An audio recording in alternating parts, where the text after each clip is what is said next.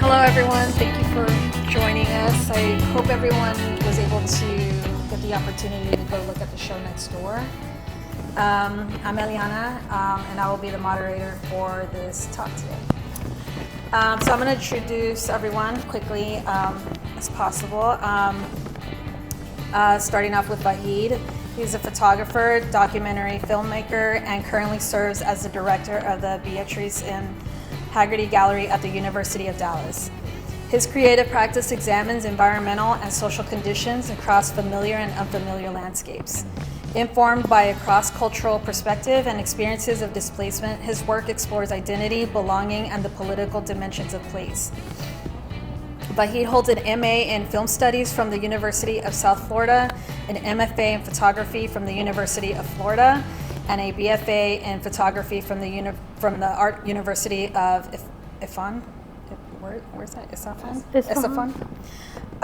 So everybody, welcome Vahid.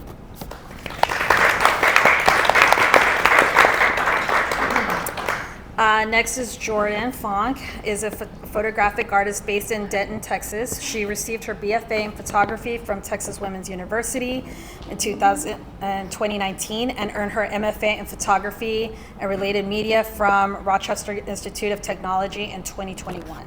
She is currently in cohort 5 at the Cedars Union cohort program in Dallas, Texas, and teaches photography courses at the Texas Women's University at UT Arlington. Welcome, I didn't know Jordan. that. I forgot to update my bio. Lauren Allen's work is an exploration of psychological aspects that influence our ideas of self, utilizing abstracted photographic imagery and fiber. Viewers are encouraged to reflect on their own conscious and unconscious identity. They graduated from the University of North Texas in 2024 with the Masters of Fine Arts in Studio Art with a concentration in photography, and cum laude from Texas Women's University in 2014 with a concentration in photography. Welcome, Lauren.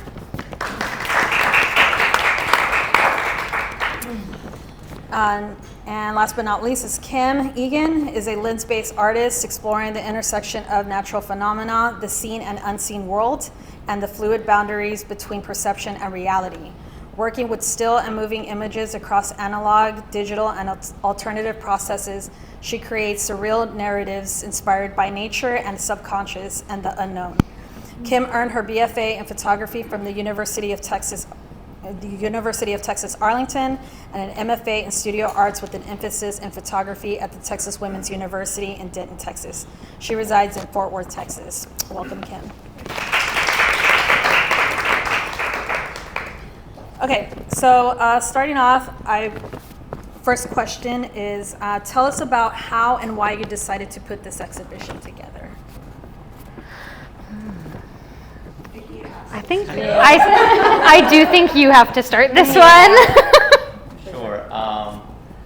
So I moved in here back in 2024, and little by little I started making my community in here, knowing people. Actually started by Eclectica, the owners here, and I learned about all of these people that they were making landscape imagery, and what was striking to me was that it was I myself do it like frontal photography, like straight photography, but I learned that these people are doing a variety of things. I learned that a level of manipulation happens within each one of these works. Of course, like even the straight photography has some sort of manipulation happening.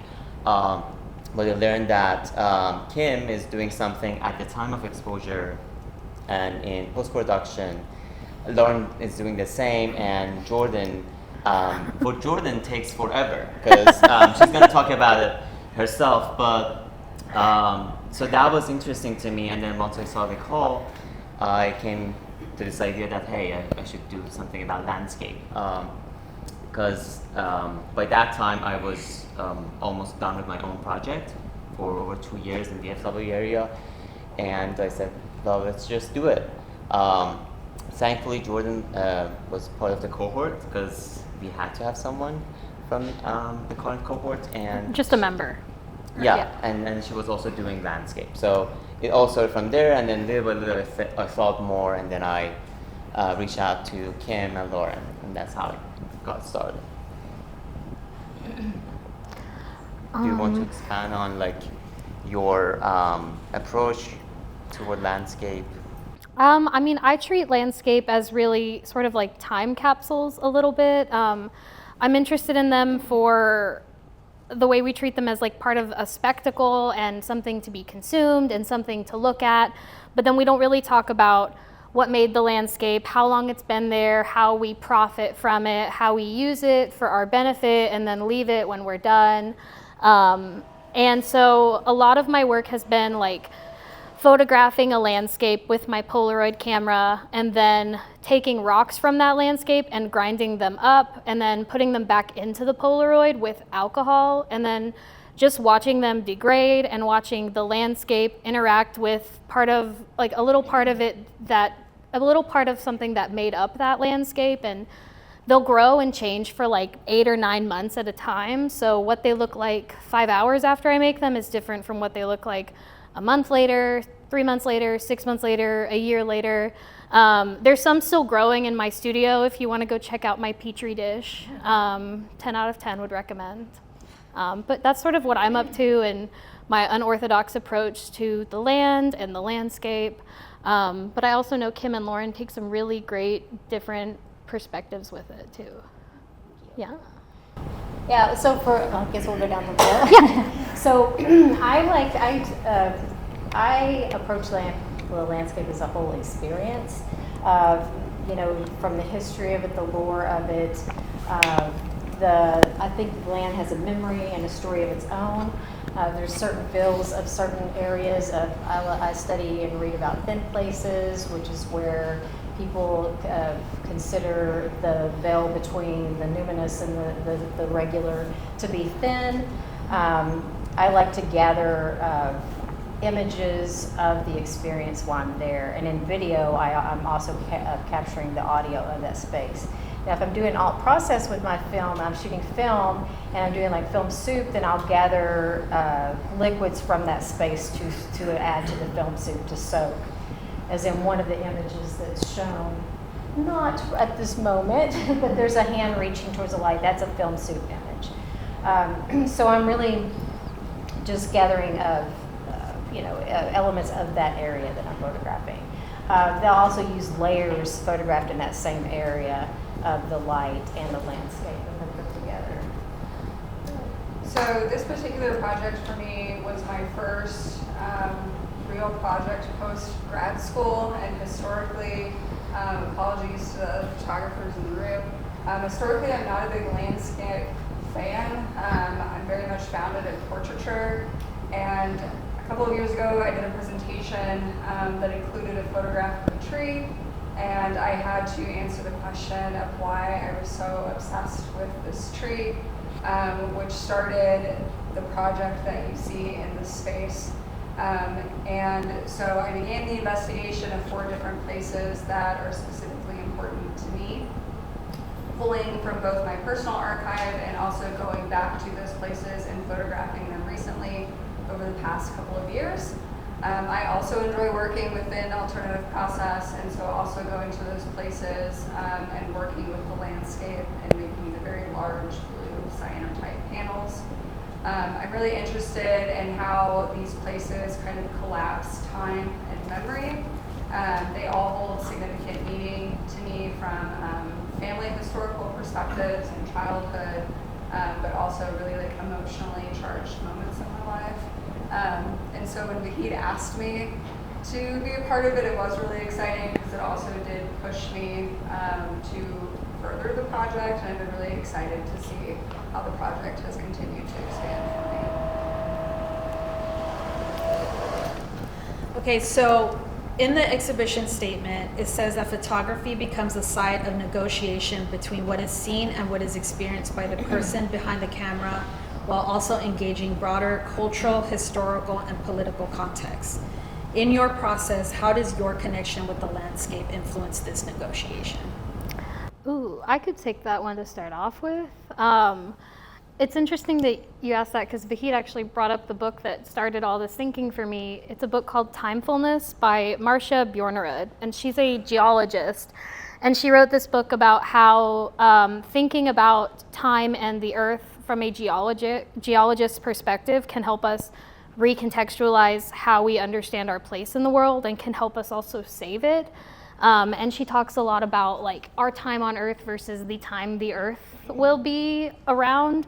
And like there's this big almost like gleeful statistic that geology textbooks throw around of like if all of human history happened in 24 hours, I mean if all of like Earth's history happened in 24 hours, human history happened in the last half second of those 24 hours. So like that's a really crazy number to think about, and it puts us into such a small perspective, but also we're in that last half second, but we have also created the most impact out of any other like eon that the earth has seen so far. And so despite us being that last half second, we have had the most substantial impact, and millions of years after the current time has passed, there will still be plastic in the earth, and there will still be like concrete and random like pieces of heavy metals and radiation and nuclear waste that we have left behind that just can't go anywhere. And so thinking about how I could show people that time limit, that like indescribable, almost like incomprehensible amount of time that the earth is alive versus our half second on it. And so finding ways to like make my Polaroids change over the course of like a year or so was like some compared to the billions of years it normally takes, pretty accelerated in terms of like witnessing erosion. But even then it's like something you have to come back and kind of notice. Like if you have ever walked in my studio and seen Polaroids, and then come back later and they look different, like that's my experience as well. It's kind of like checking on your grown kids, which I don't have any of those, but you check on your grown kids and you're like, oh, nice, okay, cool, you're different now, neat. And it's cool to see like the art mimic the time frame that it's trying to address and like trying to make them parallel each other while also still being approachable and understandable to people who are maybe not interested in talking about climate change or the spans of time or like humanity's legacy on the earth and things like that. Yeah. Like a real quick piggyback on that is like some of the things that you brought up are about protecting the land, trying to get this message across. And there's a crossover with the work that I'm thinking of too, like lands that have like, you know, some kind of mystery or importance tend to be protected. Mm-hmm. And so photography's been used to like protect land since its inception. And so I feel like this could be a new way of finding a way to help with conservation and land appreciation. Yeah, photography's always like fought for something. Like Ansel Adams used it to help to establish the national park system. Lewis Hine used it to get child labor laws across. Like it has always been a powerful voice if directed correctly.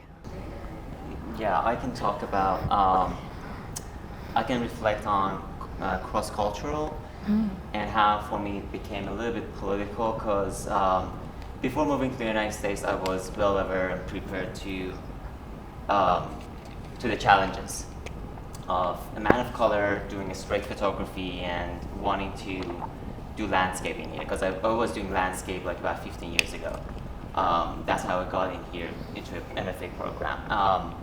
So I studied well. What I was not prepared for was on the other end, that I need to find my own audience, and it's going to be challenging. I was told over and over that you need to go back and work on your own culture. I wish that was the case. It just doesn't work for me. I love to react to my immediate environment. In this case, I'm living in here. If I was living back home or in any other countries, that would have been different. So, but for here, it was challenging, both on my end, because I knew that I need to give it some time to adjust myself in here, settle down, and not be super shallow about the things that are going on in here.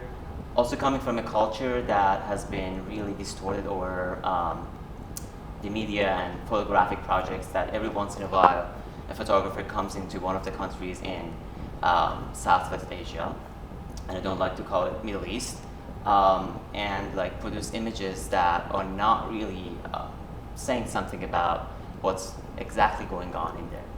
They're touching the surface for sure, and then in that case, they are exoticizing our culture. So I was well aware of that, and I knew that I'm not going to do it. I mean, my image is going to be exotic to some level. I'm not going to deny it, but that's by its nature. At least I'm living in here. So what I'm trying to say is that I learned that I need to build my own history with this land, and that's not going to happen overnight. So it needs time and practice and doing it over and over. That's why if you check out the show, you will see just 3 images on the wall, for which I made light boxes with backlight. And these are the ones that I feel more personal toward them. But other than that, you'll find a pedestal with a kind of like an archive of images. And those images are the ones that I made, and I love them. But I think I'm having some challenge to deliver them to some audience and show them some places. So yeah, I don't know if I responded to that question. That was great. Okay. Yeah, that was great. I'm really interested, especially in Texas, the ambiguity of our landscape.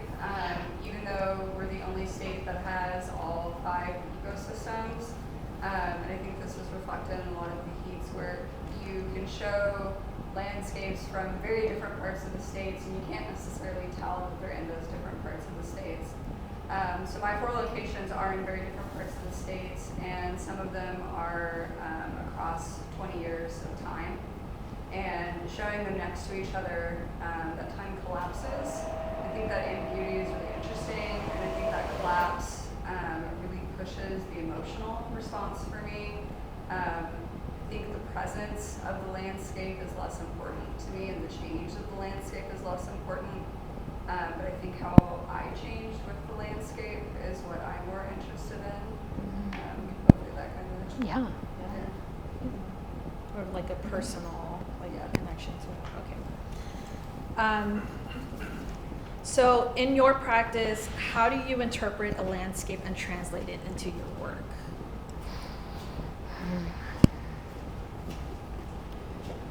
I think that's a big question. It is a big question. Sorry. No, it's a good question. Can you repeat that? How do you Yeah, interpret? like in your practice, how do you interpret a landscape and translate it into your work? Whether it's like through your medium, like through the use of materials, like how do you? I mean, if y'all are fine, I'll just start talking. Yeah, Great. yeah, I can yap. I'll talk until you stop me. I will. When I was in grad school, I was really interested in Polaroids. I did my thesis with them. They made a lot of sense to me. And at the time, I was using them to talk about skin and the body and the relationship between like the emotional side of things and how they can manifest physically, and then how physical things can affect the emotional state. And it's just this evil Ouroboros that's like constantly swallowing its tail. But there came to a certain point where that work felt pretty finished, but the Polaroids didn't. And so then it became a question of like, where do the Polaroids go and where do they fit? And it was like a month after I started my residency here in cohort 5 that I went to go see a friend's MFA show in the Panhandle at Texas Tech. And I don't know what it was, but I got like possessed by some ghost or something on the road. And I just kept pulling over to like pick up clay and rocks and dirt. And I'd never done that before. I'd not had like no interest in rocks, but they were very like, that's a nice rock. And I moved on with my day. But I don't know what it is. I went out there and something like woke up inside of me and was like, you need to put those in your car and just take them home. And so I did. And it was really weird. But then taking those photos of the land, getting them onto Polaroids, and it started to feel like, okay, this feels right. And then whereas I used to inject dyes or other things into my Polaroids or even like put my own blood in them, instead it was, I'm not putting me into this Polaroid because it's not about me in the same way, but it also affects me, you know, like I'm making it, I'm part of it, I experience it. But like putting the rocks in there really helped to like make sense of my practice. It kind of helped anchor the thought in what I think is centric to my work, which is me putting my hands on it and like almost having a little bit of a conversation with it. sort of seeing where it goes and embracing the unknown, and at a certain point, like kind of almost taking your hands off it, like a science experiment, and you're just like, I'll see what happens. I feel like I maybe lost the plot of the question a little bit. No, that's good. It's okay. Can I go? Yeah, please. So I think for me, a landscape would be the place that is in contrast to my body. So specifically for my thesis show, I suspended sculptures from the ceiling that forced the audience to move around the space in the way that I wanted them to move. And I think I'm very interested in specifically growing up neurodivergent and children or any person who feels different. We're very hyper-focused and very hyper-conscious of how we're forced to move through the world. And so I think the landscape really is anything that is other than what we physically are, which I think is probably a very vague term for most photographers. I mean, I had to teach a landscape class, and I very quickly realized, like, what else can a landscape be besides go outside and take a great photo of a tree? Yeah. And so it was like I had to do the interior landscape, and then it was the year of an election, and I did not want to see any political photos. So I said, all right, show me a future landscape. And that was the coolest assignment I did, because it forced students to think about like a future landscape. And some of them told sci-fi stories, and some of them talked about like, you know, the near future or the far future. But it was really interesting to see them take it from this like abstract idea that they'd, you know, documented outside and inside, but have to actually interpret it and tell a story with it and turn it into something that they connected to, and then having to articulate that to the class was really neat to see. Yeah, because even in that space, I think something that's really interesting that we all did, that I just realized, is we are forcing the viewer to move in a very specific way, whether it be looking up or down, or like get up close or move away. Speaking of what landscape and land matter means to us, I think I can relate to its history, because there's a stereotypical understanding of landscape that is something boring, which is not true. So it is important to know that landscape is, I say it in every session that I talk about landscape, it's a relatively new genre to us. Compared to any other things, any other mediums or any other genres that we have in the history of art, it's happened to be independent around like 16th and 17th century. So it's relatively new, and when it comes to photography, it's even newer. It's almost 200 years old. But as you will see in this show, it can be really diverse and different. I'm trying to remember the question. We can use a refresher. Yeah, I think I could do. Okay. In your practice, how do you interpret a landscape and translate it into your work? Well, a couple of years ago, I read an article which talked about landscape as a medium that you can communicate with people, and also understanding landscape as a verb rather than as a noun. So what it means is that when you think of landscape as a verb, it activates something inside you and inside the viewer that you intend to present the work to. And then after moving to the United States, that proved itself true to me, because like I learned that I'm communicating with this imagery with the audience in here. So it proved to be an actual medium, and right now I'm using it to educate myself, because a lot of times I photograph the things that I don't know about them and I cannot make sense out of them. You'll see in that archive there is like a wooden plate. I mean, after a while I know what's that for, but in the beginning I said, oh well, I don't know what is there. But then yeah, like I'm really in love with formal qualities of the landscape, and then being curious about that place, about what's going on inside that location. Yeah, I think we'll kind of touch on a little bit of everything here that you said. Like, there's like the part of it is an internal exploration, and then also a lot of times when I'm working out, like whether it be in my backyard space or out in a protected land near my house, or I'll pick an area it feels, like I feel like it's a investigation, or it's a search for like how I belong.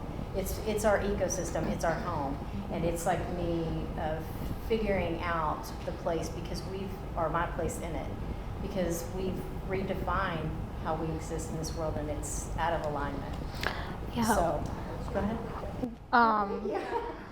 That's a fantastic point, and it reminds me of the book I was talking about earlier, Timefulness. In the book, she writes about this indigenous principle called the 7th generation principle. It is not the laundry detergent, not that.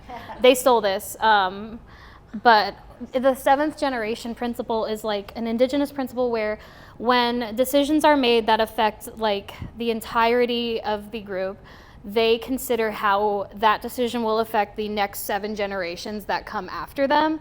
And if it is a negative impact to them, then it is a like serious pause on things until they get stuff sorted out, because they're not trying to make short-term decisions that are like a Band-Aid over a bigger problem. They're trying to genuinely do what I think a lot of us want to do, and society is set up in a way that really makes it difficult, but they genuinely, the whole goal of it is to leave it better than you found it. Leave the earth, leave your community, leave your like everything around you just better than you found it, whether that is like physically better or like more nurtured than it was. But like, yeah, things like that with the landscape, I think are part of the ways that it like becomes more than just something to look at, and it becomes something that we like communicate with and commune with and are a part of.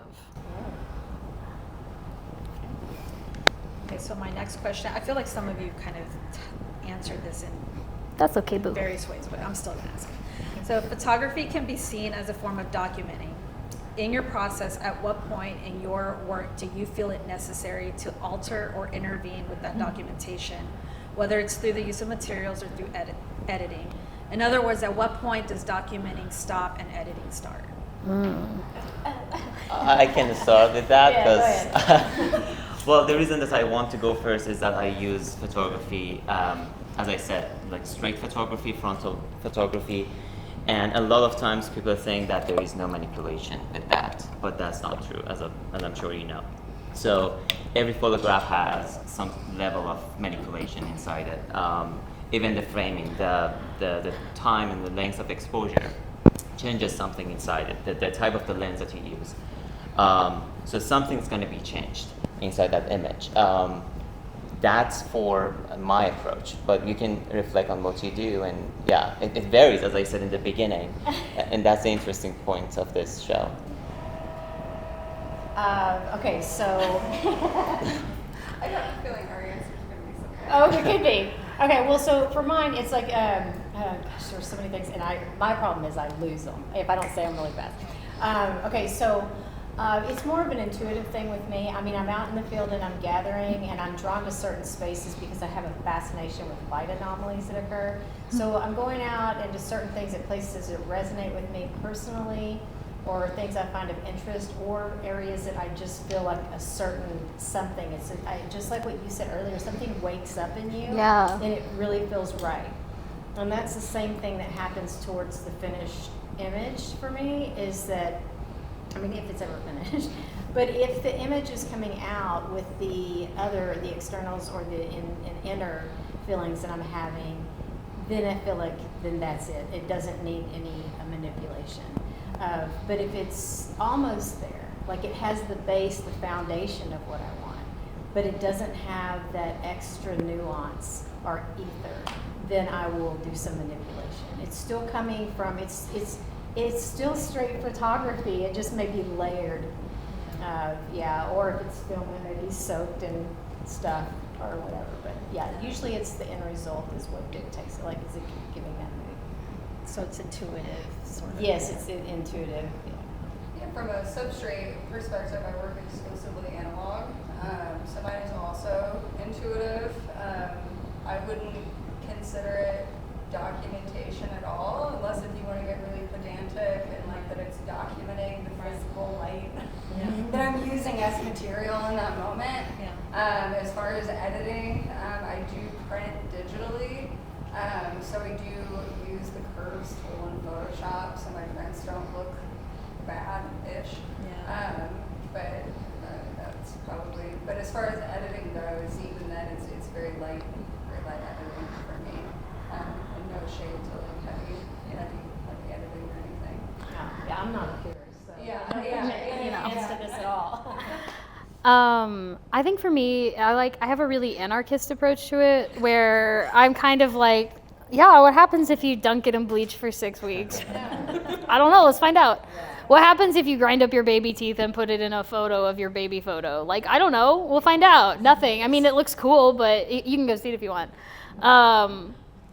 And so a lot of my work is just like, what if this happens? And then it's not so much I reach a point where it's like, okay, and I think you're done. It's like, oh, so that's what you're doing. Okay, I'll just let you do your thing and I'll come check on you. And then it's more like visiting friends at a certain point of like, I don't know. But it also depends on the work. Some of the newer work I've made, and this is like one of the first times I've shown it, there's like 4 images in there that are like closer to one of those big fans, and they're not like my Polaroids and they're not my like melted landscapes, but what they are is photographs from the hill country, like 6 months after the July 4th flood that swept through Ingram and Hunt and Kerrville, and like it killed over 100 people, and it was a really tragic event. And it affected my mom and my grandparents. Like they were there and they got evacuated during it. And like I got really weird calls and texts that didn't make any sense at the time. They were like, I think the dam exploded. And it's 6 a.m. and I'm like, okay, that's great. I'm going back to bed. Had no idea what was going on. Had no idea it was such a disaster. And that community has just continued to grieve and mourn afterwards. And it's given me an entirely different view of the land, because like I was supposed to go down there that day on the 4th and obviously didn't go.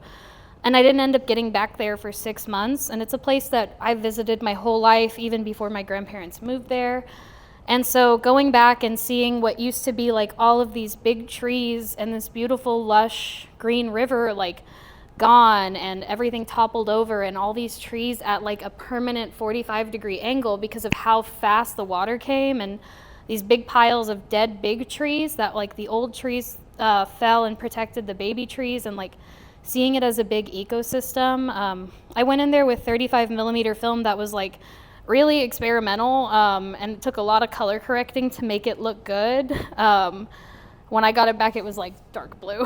But there was something about the photos on film that looked completely different and felt completely different to any of the photos I took digitally. And for the most part, they were identical, because I bring like 4 cameras, and like one by one, I'm like, okay, well, one of those looks good. Something's gotta, like statistically, eventually.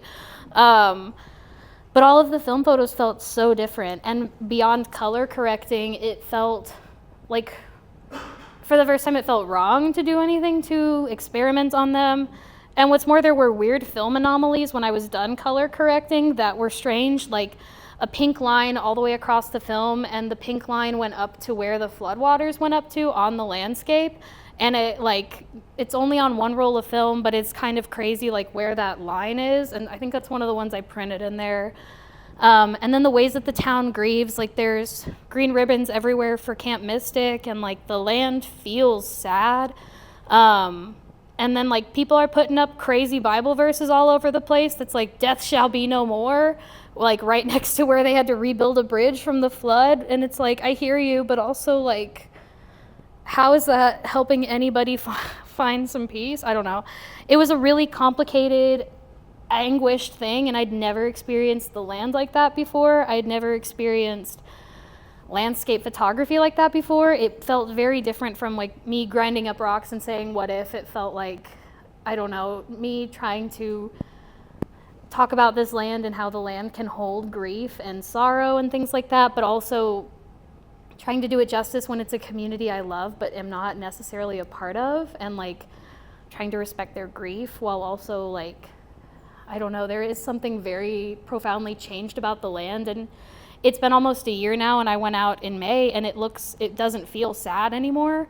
It feels like, it feels a lot like there's a much thicker scab over it now, which is good. Like they should heal, but also there was something about those photos now, like having them when the community is starting to heal, that like shows how big that wound was. I made that dark, sorry. Yeah, it was real. Okay, so this is my last question. Today, cameras have become so accessible and are used to document, and I mean document loosely, all aspects of life. And people take photos and post them for public to see at a very rapid pace. How has this affected contemporary photography, and where do you see this headed in the future? Oh wow, this is like a whole week. How long do you have? Yeah. So outside of new media, I consider photography one of the most expansive mediums within art. And I think photography only continues to expand to accommodate the changes within technology. So I think as technology expands, I think those just get slotted next to each other. We currently are seeing a renaissance in alternative process. We're seeing a renaissance and a return to film. We're seeing a renaissance and return to analog. And all of that is happening in conjunction with digital media. And I think as humans, our brains are really phenomenal at naturally parsing out what we use media to do with. And so like what Jordan said when reflecting on grief, physically capturing that on analog is a very different experience than capturing that moment with the cell phone. And I think as we grow and adapt and become used to those processes, it's only going to become natural that we carry around 5 different apparatuses in the same way that I have a bookshelf of like paperback books, and I also have a Kindle, and I also have an iPad, and I read on all 3. And I also read on my cell phone and my laptop. And so I think it's just going to continue to expand. And I think a lot of times in photography, especially with like the introduction of AI, it's often seen as like negative. It's often seen as like an excuse to like take away, but I think it only improves, and I think it only expands and makes more. Yeah, I have to agree because it's like, well, you summarized it very well. Because a lot of the historical processes are still around. You know, they didn't go away because 35 millimeter showed up. I mean, they're still around. People still use them. And the exciting part, like for someone like me, is that I like to mix them and experiment with them and see if they get an effect that I like by using historic processes along with digital or 35 millimeter or whatever. So again, I'm not a purist. Yeah. I mean, I think embracing where we are now is key to keeping analog alive too. Like I went to a really great talk a couple of years ago, and this guy was talking about all these different like technological ways he had made the darkroom more accessible by like finding red LED clocks on the dimmest setting that could work in place of like a safe light clock if like that ran out, and then like alternatives to if the darkroom like the safe light burnt out. Like sometimes finding that light can be so expensive, can be so tough, and can keep students from even like making the photographs in the first place. So like finding ways to keep the past like integrated into where we are is part of how we keep these things alive and like accessible and stuff like that. You know, if scanning film and then printing it digitally means that people keep shooting film, hell yeah, scan it and print it digitally, and then like leave the C41 processing to the people who are masochists, like it should be. Sorry.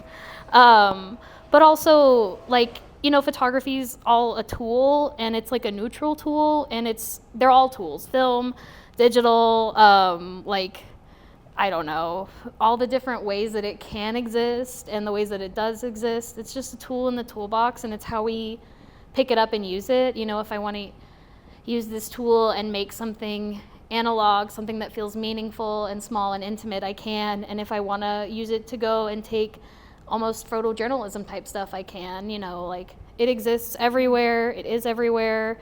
It's versatile. It makes me happy that it's alive and being embraced and being used. And I think just like finding ways to keep all of these historical things that we have done such a good job of championing and kind of bringing back into a little bit of a second renaissance or a first renaissance, I don't know, one of them. It's cool, it's back, hell yeah. But we also have to keep it here.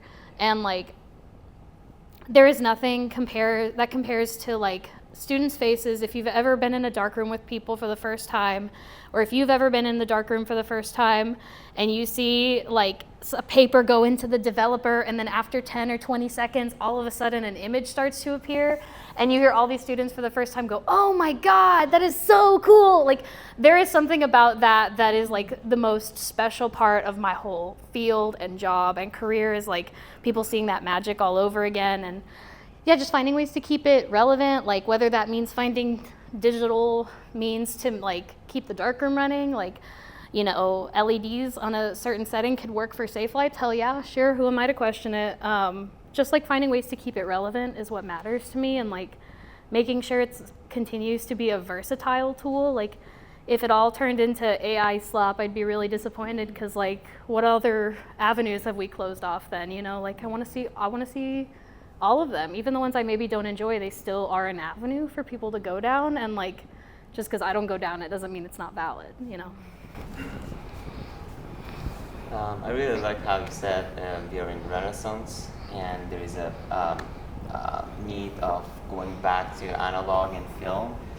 I personally felt happy when AI happened to be, because I'm not using it, but it put an end to all the problems that we had as photographers.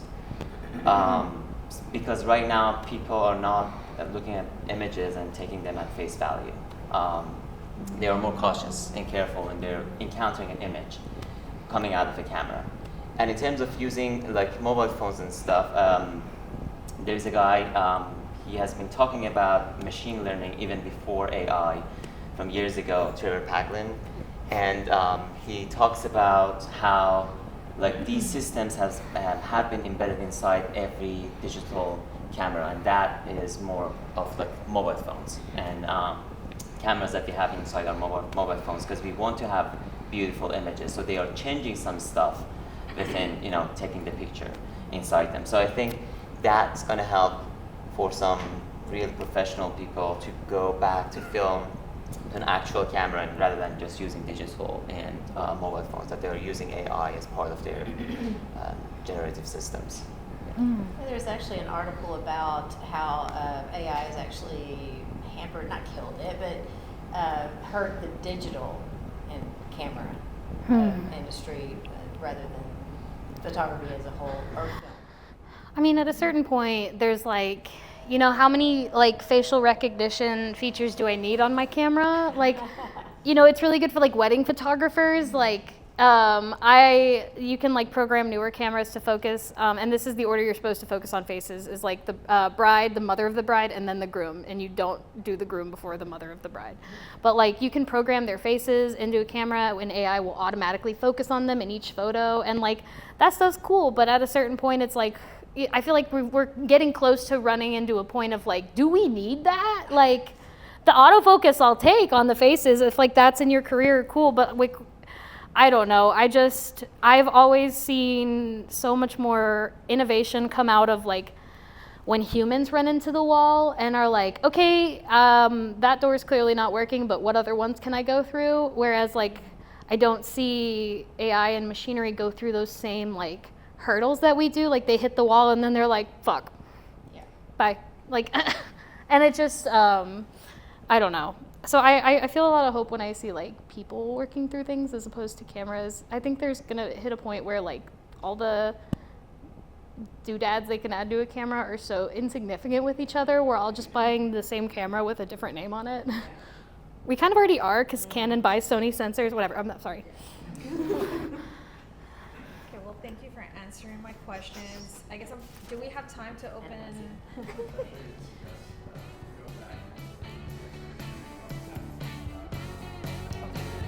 Cool. It'll be cooler in there probably. Round of applause.